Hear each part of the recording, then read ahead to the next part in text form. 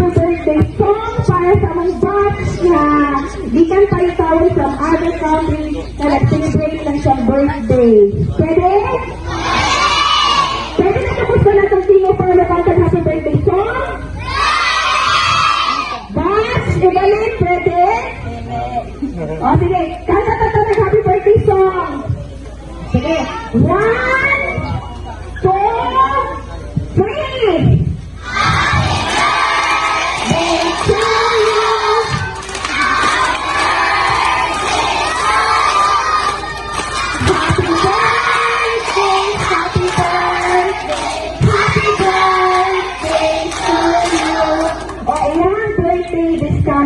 June 30. Okay? Wala siya iyang celebration po din siya sa among ika-21 years sa Apo. Kaya kung wala nang isunod ani, wala na mo, dili na mo bitaw ma-feel how one our heart to give something to the others.